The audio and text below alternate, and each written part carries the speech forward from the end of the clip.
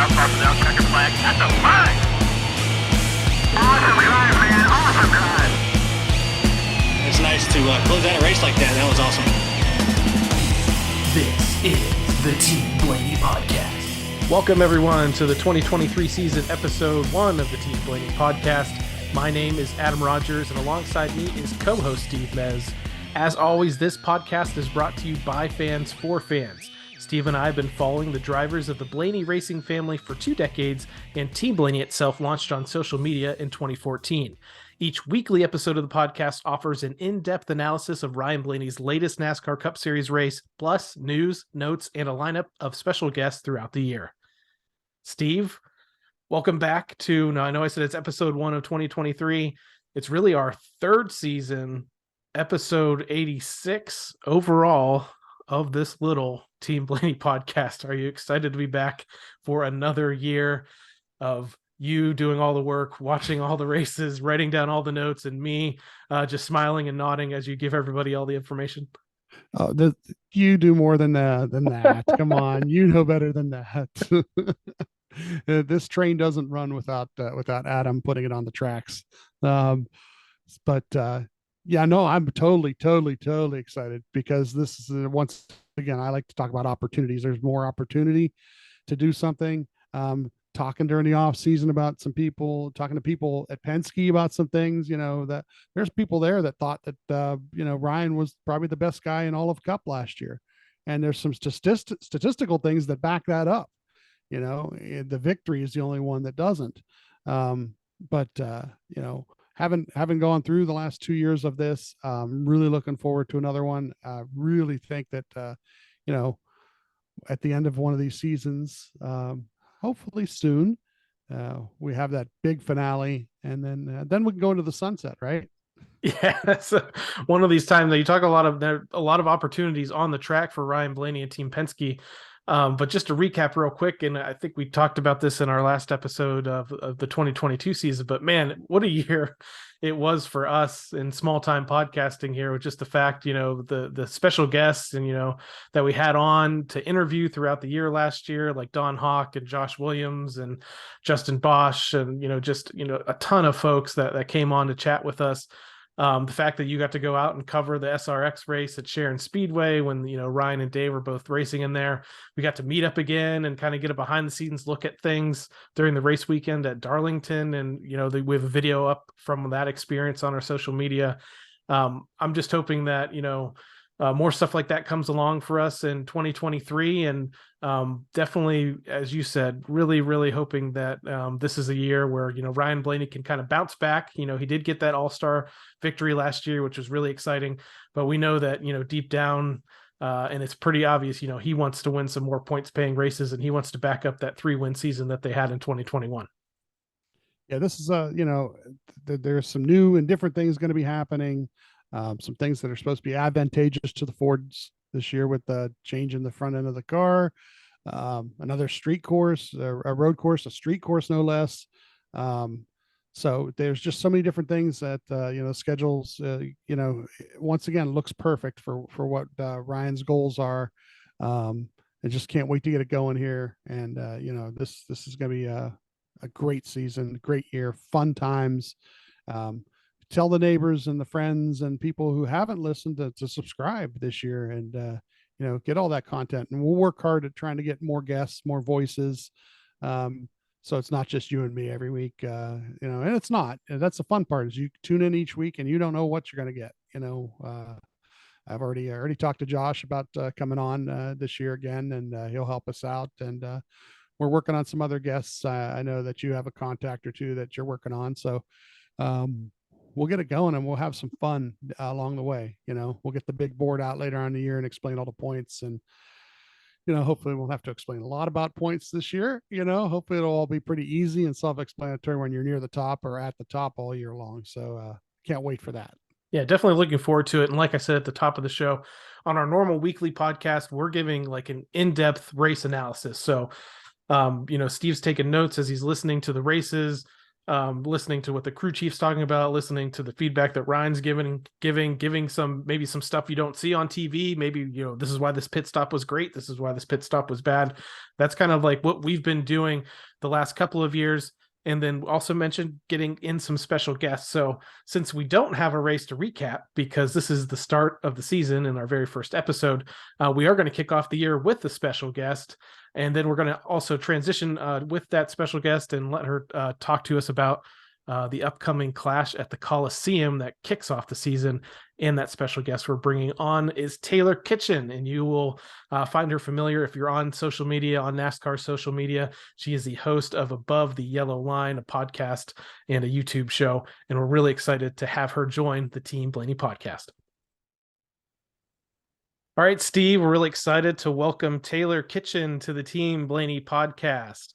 Taylor is a NASCAR content creator, so you're probably familiar with her if you've been on any form of social media that's out there. She's also host of Above the Yellow Line. You can find that on YouTube and also in podcast form. Taylor, welcome to our show. Hi, thanks for having me. I appreciate it. So as I said, you're kind of all over social media, especially NASCAR social media. Pretty much anything and everything people want to follow, you're on there with videos and podcasts and other things on YouTube. And you do a lot when there's breaking news out there, giving your thoughts and opinions. And so I think a lot of our listeners and viewers here are going to be pretty familiar with your work. Yeah, social media is kind of my home.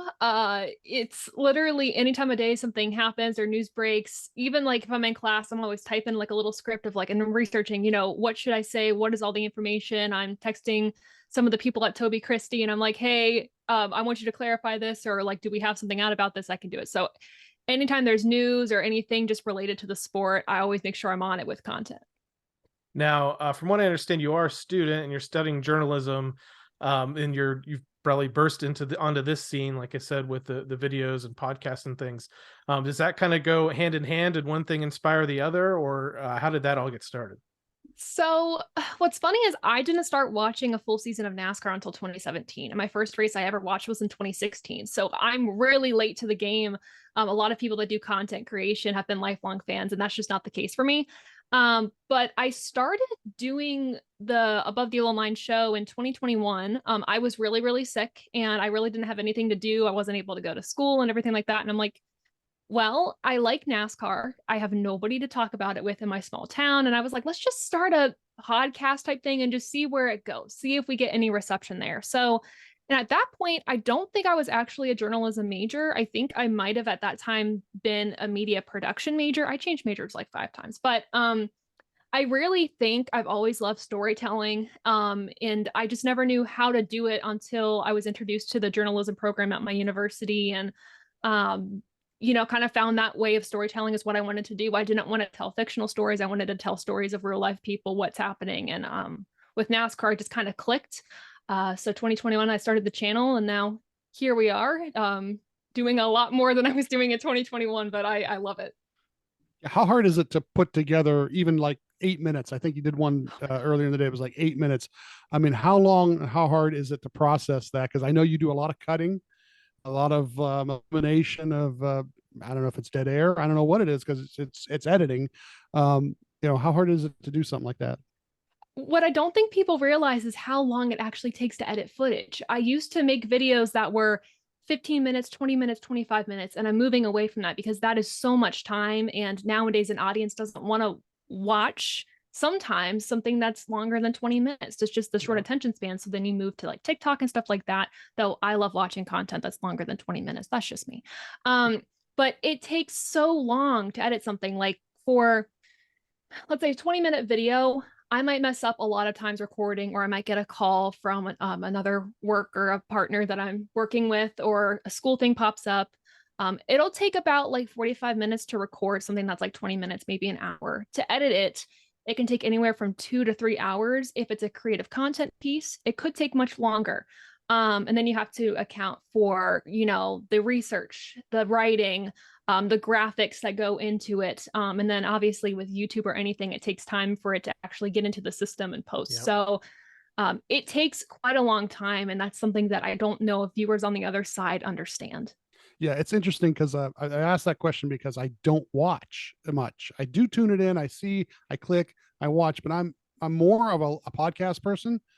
With my job, I'm on the road some. I can listen to podcasts, and I've noticed when I listen to the podcast version of what you're doing, it's I don't want to say it sounds it just it you can hear the cuts basically because you're not watching, so you're not noticing, you're just listening, and as you're listening you can notice there's a cut because you're trying to get from one point to the next, you know. And in a visual medium it works great, you know, Yeah. because you can see the person, you realize that it's changed, you realize that there's been movement or whatever it is. It's I don't know, it's just kind of I need to watch more. It's one of those things we talked about earlier when we were started off, is that you know, once you start cutting, you know, it does sound better. That's the thing about it. It does sound better. And you know, it's really interesting to hear how you process that. And it is really interesting. You know, I really wanted to create a show that was able to be on both platforms, but as I've realized, that's literally impossible. If you want to make a really good visual, almost video podcast, it's got to be geared towards video. I usually put it on the podcast thing for those listeners that want to tune in and hear my opinions, my thoughts, the information, but maybe don't have time to listen on their morning commute. I think that's really important to still give them that piece. When I started out, it was strictly just audio only.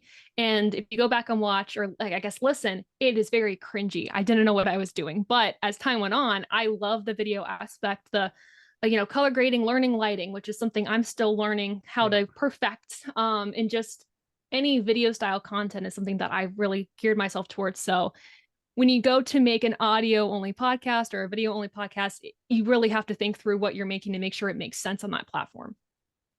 So you mentioned that you got into NASCAR a little, you called a little late to the game, but in 2017.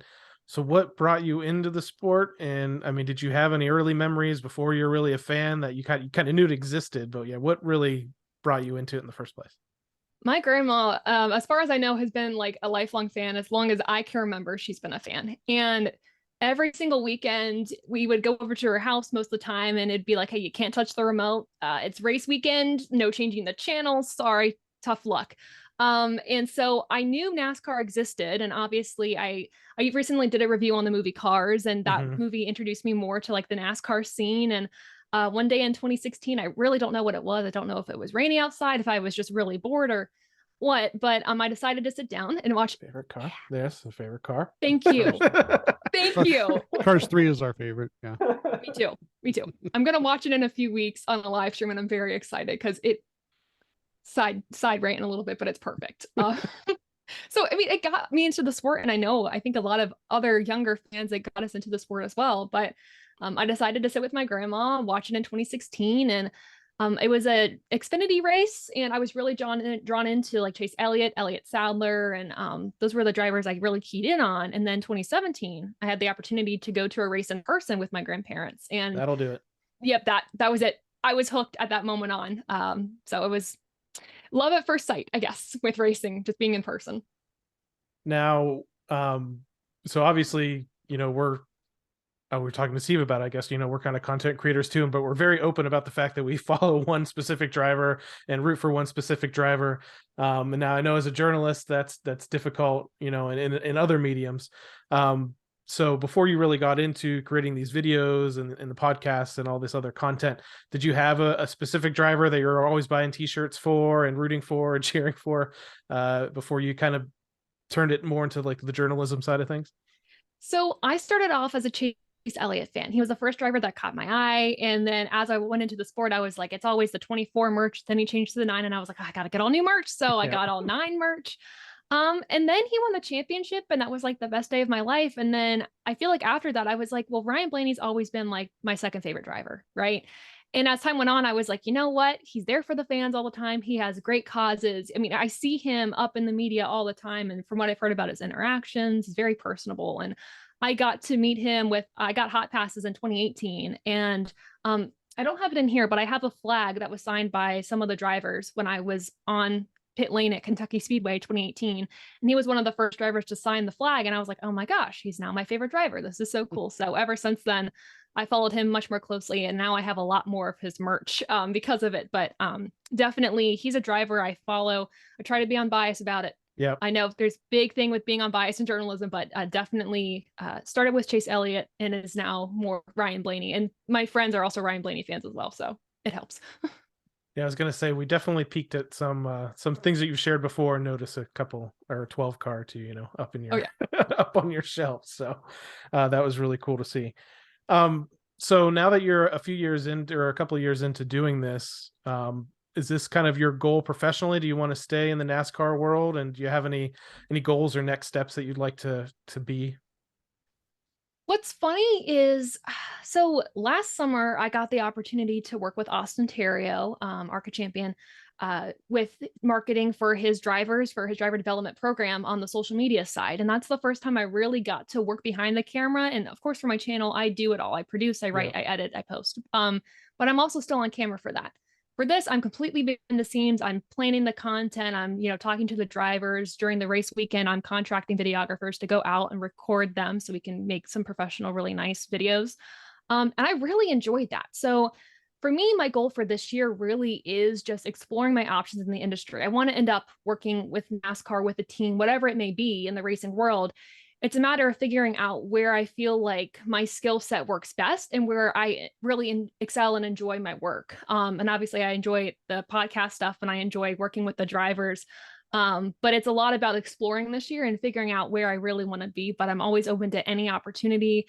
I have a few interesting opportunities coming up, I believe, that I cannot talk about yet. But Okay. That's good. still, everything's just really exciting, and I'm glad to just and lucky to be in the position I am to be able to explore like this. Yeah, I know I got to see you were at Mid Ohio last year covering the Truck Series race there. Was that for your channel? Was that for somebody else? Are you like contracted out sometimes? Or? So at Mid Ohio, that was my first time covering a race at the track. And I was doing an internship over the summer with the Podium Finish, which is where I started more so on the writing side of things. I'm Rob Youngson, who runs that amazing organization. I was able to kind of go under his wing in that weekend. Their photographer, he also does writing, Stephen Conley. He was my mentor for the weekend. And actually, while I was there, he was like, yeah, I have this really cool opportunity to like kind of announce the race, go on the radio. So you're going to be the photographer. And I was like, I've never done that before, but it was a learning experience, a learning opportunity. And it was through them I got to write some articles. I got to talk to Justin Marks, which was super cool, and ask him a few questions. But what was nice about that internship was I got to use that for my channel as well to help my brand and kind of get myself experienced and get the word about Above the Yellow Line out there. I got to also work in a little bit more of a professional setting and kind of seeing if writing was the way I wanted to go. But I also got to work with Toby Christie. So with freelance, you're working for so many different organizations at once.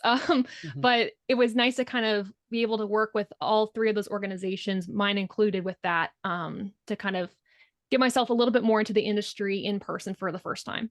Yeah, it's interesting is that Mid Ohio is one of those kind of places too where it's a little more friendly for it. Like you go to Charlotte or you go to a big track, and here's this barrier, and you got to go over here, and they're only allowed this much time. Whereas Mid Ohio, I've been there a couple times now, and saw Ryan race an Xfinity race there years ago, and you'd just be surprised how much more access and how much easier it is to get to the drivers and the crew guys, and to be able to talk to them, and it's not that security is lax, but security is a lot easier. Yeah. That I was really thankful that was my first experience because everyone was at Atlanta that weekend, covering Xfinity and Cup, and there was really nobody there to cover trucks and ARCA. And so it was a really kind of refreshing weekend to just kind of get my feet wet. There wasn't a whole lot of pressure behind it. I was getting to meet different people and kind of take things at my own pace, and there was no stress behind it, which was really nice. So I appreciated it. Also, it's an underrated track. It's beautiful there. It's so much fun. The racing was fantastic, I thought. So it was a great weekend. Yeah, the access to the drivers was amazing because Yes. they had that thing at the pavilion that was just every driver. And you usually don't get that anywhere else. Right. You go to a Cup weekend, and if you're lucky, you get two guys at the Ford Performance and one at the Chevy, and they might sign an autograph or two on their way off the stage. But that was super the way they did that. You had to have a ticket to get to it, but all those people got to meet every driver they wanted to meet, and there's a lot to be said for that. That was made it a lot easier, I know, for you to get to talk and access to all those people too. So Absolutely. Now, I've had the opportunity in my day job as a journalist to cover a handful of races at Daytona International Speedway, and then we've had a few different, crew members from Team Penske and people from some tracks and other racing organizations come on, and we've interviewed them. So I know that kind of what the butterflies you can get in your stomach, or how you can get a little bit nervous before doing that. Can you talk a little bit about your preparation, and has that gotten easier over the last couple of years from maybe your first interview with kind of a big name person up to your most recent one? You know, for me, it never gets easier. Sometimes it depends on who I'm talking to, and if I've had like good social interactions with them, I'm like, all right, there's really no pressure here. Like we're on familiar terms. Like we're gonna try to get Brayton Laster on the show from the ARCA series after Daytona, which like we've been familiar with each other from like Twitter and everything. So I'm like, this will be like a really fun interview, like low key.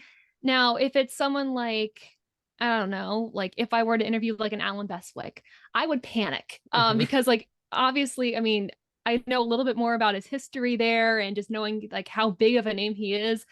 The preparation is still the same though. I spend maybe like a few hours like for like during the week, or I guess a few hours a day leading up to the interview, just making sure I have the facts right. I know their background. I scroll through social media, making sure I have recent events in their life that I could probably highlight or pull from. And when I go into an interview, I try not to focus a lot on the stats and kind of the career highlights. I like to focus on the person. And I think part of that has to do with me being new to the sport and kind of just wanting to learn a little bit more about the people in the industry as people, as opposed to, their great achievements, which I want to learn. But it's also like, behind the helmet, behind whatever, who are you as a person and what do you value? So the butterflies never cease to exist. Sometimes they get worse as time goes on, but the preparation always stays the same. Now, you mentioned an ARCA driver there that you're trying to get on, but I know there's another ARCA driver there that people are really interested in this year, and I know you've done a video or two on, and that's Frankie Muniz, the actor. And I was Yes. wondering if if you already have your wheels turning on trying to get him on one of your programs there, because I think he has a really, really interesting story. And the fact that, I saw him race in I'm not even sure what series it was, but it was a support series for the kart series at Burke Lakefront Airport in Cleveland. And this is probably like 10, and probably more than 10, probably 15, maybe 18 years ago. So he's been racing for a long time, and I don't think people really know that. So it was kind of sad to see, a lot of these news reports coming out that he's going to run an ARCA, and people kind of thinking it's a joke. And it's like, no, Frankie's a serious driver, and I think that you would be one of the perfect people to maybe get an interview with him and kind of tell that story. I would love to interview him. I know I'll be at Mid Ohio this year. He'll be at Mid Ohio, and I'm like, maybe we can link up. I get just do the introduction and be like, hey, here's my business card. Love to have you on the show. So, he's definitely a driver that I'd love to talk about. Just knowing he does have a history in racing and knowing his acting career and kind of how that plays into where he is now. But it is true. I mean, nobody really knows that he's a racer. And the interesting piece of it too is, with him, a big name now being an ARCA, that might draw in more eyes to ARCA this year. That's another storyline to talk about. Watch their viewership going up. So he would be someone really cool to interview. I just got to make it happen. But that's definitely on my list for this year. So we're getting ready this week. At the end of this week, NASCAR season is kind of unofficially kicking off as we head for an exhibition race at the LA Coliseum, the second year that they're running the Clash. But first of all, are you excited just for the start of another season? Like, I've already been getting, I went to the Roar before the 24. I'm gone to the 24 hours race as well. Pretty much any racing that I can get to down here right now, which luckily in Florida, there's a lot still. I'm just been trying to get to anything, just trying to bridge that gap to NASCAR starting. So are you feeling that same sort of excitement for this year? Oh yeah, I'm excited. Every year brings different storylines, new things to watch. And I think this year there's a lot more to watch than we thought originally, which is exciting. And during the off season, it wasn't really an off season because there was so much news coming out. So it's kind of just, for me, that's what bridged the gap going into this year. I wasn't able to go to races, which really sucks. I would have loved to, but definitely ready for 2023. Some new storylines, new personalities, and also maybe some new rivalries to discuss, which would be kind of refreshing. So I'm ready. So talking about the Clash, this is the second year, as I mentioned, that they're going to do this, or they're building an entire quarter-mile racetrack inside of the LA Coliseum. A lot of doubters going into the race last year. Again, people kind of thinking it was a publicity stunt or it was going to be a joke or the racing wasn't going to be that good. As far as attendance went, yeah, it wasn't a sellout, but I thought the crowd last year was pretty amazing. They had the concerts before and in the middle of the race. What were your thoughts on this first version of the Clash last year? And did you think it was a good idea to go back again for a second year? I like to not judge something before it actually happens. That's my take with the Chicago Street Course this year, though I'm very apprehensive about it. That was my take with the Coliseum. I was not a fan. However, I thought it was a pretty good time for what the event was meant to do. It was a success. It was good on the marketing side of things. Sure, the product on the track might have needed to be a little better. There's things that need to be worked out. I could say the same thing for Bristol Dirt. The first year was, I mean, to be quite blunt, bad. I think the second year that we went back, and I mean, it was pretty decent. We know NASCAR learned, and I think this year will be, them learning and will be better. I am concerned about the field size though for this. They expanded it. That doesn't make me happy, and I feel like that's a lot more room for chaos that we don't really need. But I am excited for it, looking forward to it, and I think what Wiz Khalifa is like the halftime performance. Yeah, I think so. That should be interesting too. So we'll see, and hopefully more butts and seats going into the weekend. So that it'll be interesting one for sure. So you're right. They did expand the field for this year's Clash. Last season, there were 23 starters. This year, it looks like there's going to be 27 starters. Obviously, Joey Logano kind of went on to win that race, which he's been really, really good. So watch for at inaugural races. So watch for him at the Chicago Street Course. But he went and won the Clash last year. It was an interesting race, and you're talking about expanding the field, and I wonder if that has to do with the fact that there were some pretty big name guys that didn't make I would like to call it the A main, just because I'm from the dirt and short track world, but they didn't make the feature. They didn't make the main event, and that was like Brad Keselowski and Kurt Busch and Ross Chastain. I think Truex would have missed the field, but I think he got in on a points provisional. So do you think they expanded the field because of the fact that a couple, big guys with big teams with big sponsors didn't make the show?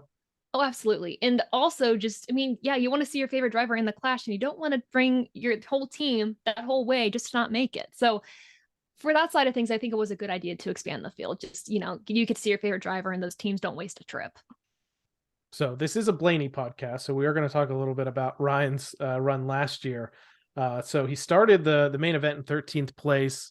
Ended up finishing 17th, but he had a very interesting race. He ran mid-pack for much of the race, did eventually get up towards the front, and I believe was running 7th or 8th with Eric Jones, and the two of them have a little bit of a history on track. Maybe like hardcore Blaney fans really know just from always paying attention to that. It's not really like this big rivalry outside of maybe a few of us that have noticed it. But it kind of kicked off the year on a sour note between the two of them. And then he kind of famously, went to the infield, hopped out of his car, hopped over a wall that some people have seen a little bit on video. One of the other Blaney related Twitter followers was actually at the race and caught a little bit of a video of him leaping over the wall, and then he chucks his Hans device at Eric Jones's car. But they go to restart the race. There's immediately a caution again, and the team fixed his car. So Ryan actually gets out and goes out and ends up finishing the race still on the, I think he did end up a couple of laps down, but he still finished 17th. So Ryan had a very eventful race. So I want to know, between Steve and Taylor, do you think there were some lessons learned there? And do you think Ryan might have a little bit better shot when it goes into the race this year? Or do you think it's still just wild and unknown? Go ahead, Steve. Oh, geez. For me, it's just, it's too tight of quarters for not somebody to not hit somebody sooner or later. And it's the chrome shoehorn, just come up on them behind him. If you have a little more car and you can loosen them up, you're going to. And unfortunately, we found out with these cars last year that they don't loosen up when you hit them from behind. And, so you end up following them longer than you want to sometimes. So yeah, it's going to be one of those things where once the pay window opens, you're going to see a bunch of guys just get crazy with each other with a couple laps to go probably. And hopefully it's not something that mars the event, Yeah, I just don't want people to get hurt. I mean, we saw enough of that last year, and enough is pushing it. There was way too much of it. So I think just keeping in perspective, I know it's the opening event for the year. It sets the tone. Do you want to set your team on a bad tone, or do you want to leave with like a pretty decent car, ready to start the season? I don't know if it was bad for Ryan Blaney to start with a little bit of frustration, a little bit of a rivalry with Jones or not, if that's what made the year not the best. But we'll have to see for these drivers. Just they have to just keep in mind the perspective that it's the first race, it's non points, and then just through the rest of their season. Quite honestly, that set the tone for Ryan's season. He was a different Ryan Blaney, I think, in 2022. And we talked a lot about that in the first few episodes of the podcast. I was like, you're seeing a totally different Ryan this year. He is a little bit feisty. He is a little bit angrier. We know, and Steve knows from listening on the radio, he's always a little bit angry on the radio if you listen to him week to week, but he's not usually that same person outside of the car. And we actually did see that spill over a little bit. Now, some of that's probably frustration and the fact that he didn't get to victory lane after a breakout year where he won 3 races, shut out, except for the All-Star race, which for us was still pretty awesome, but didn't get that points win. So I think the frustration kept building, but really, yeah, just thinking about it, going all the way back to the Clash and seeing him do something he's never really done before. And unfortunately, like I said, there's not really great video footage of it. So he's not going to be like on all these ads or stuff for this year's Clash throwing his Hans device, but we know Probably it happened. He had it in his hand, the video cut, and then it ended up on the track. So we do know that happened. So the teams themselves that are going into this race last year was a ton of unknowns with the next gen car. So I think one thing that they do have going for them is the fact that they have a little bit of a notebook from running some short tracks earlier. Now, this is a short track unlike any other that they've run, but I think maybe the cars might run a little bit better. The drivers might be a little bit more used to the brakes package because, before their brakes didn't brake as hard as they do now. So I think they have that going for them. But you mentioned a safety aspect and being worried about drivers being injured. There were a couple pretty hard crashes in this race last year. The difference that this year's going to have is that rear clip of the car has been redesigned. And I think there's a few accidents last year where, we were kind of shocked at how hard these guys had hit the wall and even backed into the wall and just kept going. I do think this year there might be a little bit more attrition with some cars actually being damaged because there's a bigger rear crumple zone in them. And I'm not sure, Steve. We're I think on the same page. We don't really want to see anybody get hurt. Yeah. But I think the one thing I am a little apprehensive about is the fact, if we do tag the wall with the rear end a little bit, is this going to end more races for Ryan or even anybody else? But yeah, maybe the safety aspect overcomes that. Yeah, they did a lot of testing as the year went on last year. The question is how much more testing is going on behind the scenes that we don't know about, and do the drivers get to see those results quickly? Like last year, there was a lot of intrigue behind who got to see the results and what the results actually were. But I guess this, like you said, the rear clip, the improvements are there, and it's supposed to help with that impact, because it was the rear impact that was really the one that was causing the concussions, which was really weird. You would think that any other kind of hit could do it too, but it was literally backing into a wall, and backing into a wall usually wasn't a big deal back in the past. It never looked quite that bad. And even these ones that happened last year, were even Kurt Busch's, injury, it didn't look like it was that bad of a hit, but it was more than enough to, so hopefully this year, we were not going to see it at the Coliseum. As they'll tear the race car up, tearing each other up, hitting each other in the side door and stuff. But that first weekend at Daytona there, it'll be real interesting to see.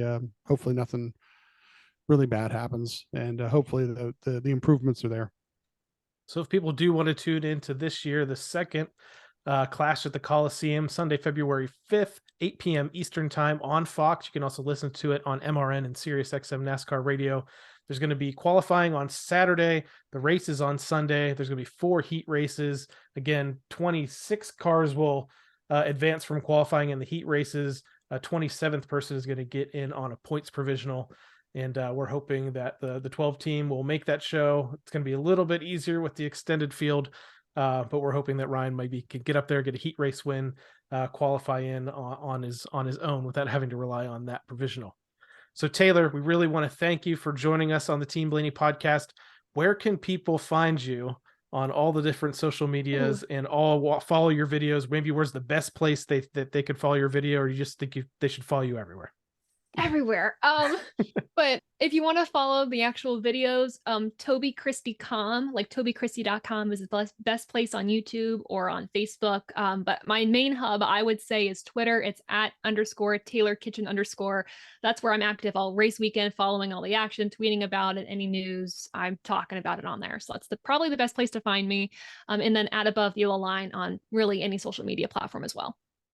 Steve, I think we kicked off the year pretty well with our very first special guest of the season right off the bat. I really thought it was very interesting to learn a little bit more about Taylor, see her videos all over the place on Facebook and Twitter. And I know she's on TikTok and some other things, and was always interested to hear what her story was. And I was really glad we kind of got to share that with our listeners. Yeah, it's different angles. We try to not just say what we know, but to have different people on, and how they view the sport from a different angle is something interesting to find out. Really interesting to hear about how she creates the content, and it's really cool to tune in each week. And she's on a couple times a week, and in a couple different mediums. So like I said, go to her Twitter, find her there, and then catch every link that she puts out on all the different things that she puts online, because it's great stuff. And it was great to find out that she's actually a Blaney fan, even though she won't let it bias her too much. Yeah, she has to stay unbiased in most of her normal reporting, but it was really good to see that, she does have some Ryan gear hanging around and some die casts. So thank you, Taylor, and thank you, everyone, all the listeners, once again, for tuning into this episode, our first episode of the year of the Team Blaney podcast. If you'd like to learn more about myself or co-host Steve, just listen to our very first episode that explores our Blaney racing fandom. You can interact with us on Facebook and Twitter @Team Blaney, and on Instagram @team.blaney. And finally, we'd like to encourage you to support the Ryan Blaney Family Foundation. Established in 2018, this organization supports causes like the Alzheimer's Association and UPMC Sports Medicine through fundraisers, events, and membership in the Blaney Bunch fan club. To learn more, visit RyanBlaneyFamilyFoundation.org or follow them on Facebook, Twitter, and Instagram. And from what I understand, and I think they've already put some stuff out there, Blaney Bunch Fan Club has been reformatted for 2023 at a different price point, which I think it opens up to a lot of people, and some really, really cool stuff they have planned. So we hope to bring you more about that in the future. Yeah, that was $30, I think, per membership. I think it was, and I saw some stuff with Dale's already signing some hero cards and stuff like that. So I'm sure they're going to get some great stuff out to the fans. So if you haven't subscribed yet, go ahead and subscribe to that. Hopefully we'll have some people on from the fan club or from the foundation as the year goes on too, and then talking about some of their events this year. Absolutely. So for my co-host Steve Mez, I'm Adam Rogers. We'll catch you next time right here on the Team Blaney podcast. Good night, Brussels. Good night, Dublin, and good night, India. Well, thanks everybody for coming. I hope you enjoyed it.